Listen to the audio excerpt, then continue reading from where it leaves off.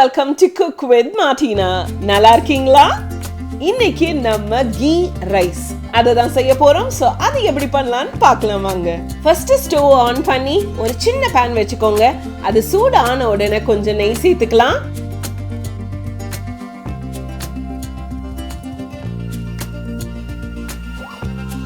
இந்த நெய்யில ஃபர்ஸ்ட் நம்ம திராட்சை ரேசின்ஸ் தான் நம்ம ஃப்ரை பண்ணி எடுத்து வைக்க போறோங்க.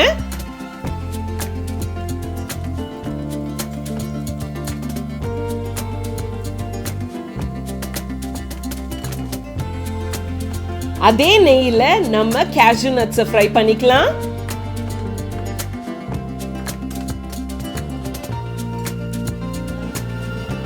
நல்லா ஃப்ரை ஆயிடுச்சு. இப்போ நம்ம தனியா எடுத்து வச்சிடலாங்க. அதே நெய்யில ஒரு வெங்காயத்தை கட் பண்ணி நல்லா ஃப்ரை பண்ண போறோம். இந்த வெங்காயம் பாத்தீங்கன்னா நல்லா அப்படியே கோல்டன் ப்ரௌனா நல்லா ஃப்ரை ஆகி வந்தோடனே நம்ம தனியா எடுத்து வச்சுக்கலாங்க. நான் இன்னைக்கு கீ ரைஸ் இதுல தான் பண்ண போறேங்க. ஸோ நல்லா பாத்திரம் சூடான உடனே நம்ம நெய் ஒரு 1/2 கப்பு சேர்த்துக்கலாம். நெய் நல்லா சூடாயிருச்சு. இந்த நேரத்துல பட்டை கொஞ்சம், ஏலக்காய் ஒரு 5 நான் சேர்த்திருக்கேங்க. அதே போல 2 பிரியாணி இலையும் சேர்த்துக்கலாம். ஒரு வெங்காயத்தை நீளமா கட் பண்ணிருக்கேன், அதுதான் இப்ப சேர்த்திருக்கேங்க. இதெல்லாம் நல்லா இந்த நெய்யிலே ஃப்ரை ஆகட்டும். 4 பச்சை மிளகாவை நான் ஸ்லிட் பண்ணி போட்டிருக்கேங்க. நான் 1.5 கிளாஸ் பாஸ்மதி அரிசி எடுத்திருக்கேங்க. அதுக்கு 3 கப் தண்ணி நம்ம சேர்த்துக்கிறோம். கொஞ்சமா அந்த தண்ணி கொதிக்க ஆரம்பிக்கும் போதே நான் அரிசியை சேர்த்துக்கிறேங்க. இந்த அரிசியை நான் 20 நிமிஷம் நான் ஆல்ரெடி சோக் பண்ணி வச்சிருக்கேன்.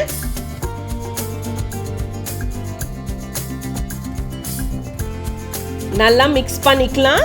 அண்ட் இப்போ நம்ம சால்ட் சேர்த்துக்க போறோங்க. நான் ஒரு 1.5 ஸ்பூன் சால்ட் சேர்த்திருக்கேன். பட் நீங்க சால்ட்டை செக் பண்ணிட்டு உங்களுக்கு தேவைப்பட்டா இன்னும் நீங்க சேர்த்துக்கோங்க.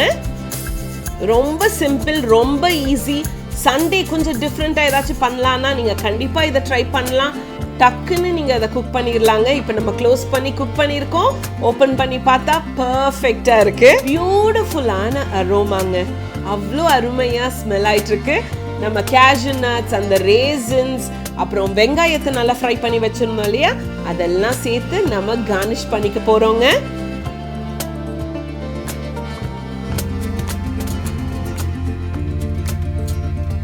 இப்போ நம்ம கொத்தமல்லியை சேர்த்துக்கலாங்க. இப்போ இதை நல்லா மிக்ஸ் பண்ணிக்கலாம். பார்த்து மிக்ஸ் பண்ணுங்க, இல்லாட்டி ரைஸ் எல்லாம் அப்படியே குழஞ்சு போயிடும்.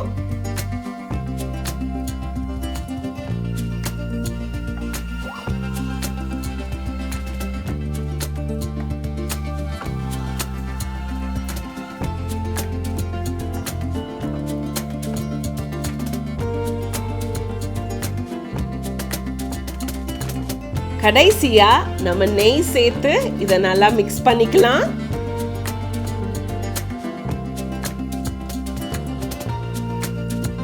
இந்த அருமையான ஈஸியான டிஷ்ஷை நீங்க ஸ்கூலுக்கு கூட நீங்க பேக் பண்ணலாம்.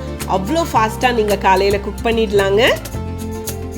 இந்த ரைஸை நீங்க கண்டிப்பா ட்ரை பண்ணுங்க. அண்ட் கீ ரைஸ் ரொம்ப ரொம்ப ஹெல்த்தி கூட. அண்ட் அது மட்டும் இல்லாமல் இந்த ரைஸுக்கு சைட் டிஷ் என்னவா இருக்கலாம் அப்படின்னு யோசிக்கும் போது நம்ம ஆந்திரா சிக்கன் கீ ரோஸ்ட் இருக்கு இல்லைங்களா, அது அருமையா இருக்குங்க. அதை தான் நான் இப்போ பிளேட் பண்ணிட்டு இருக்கிறேன்.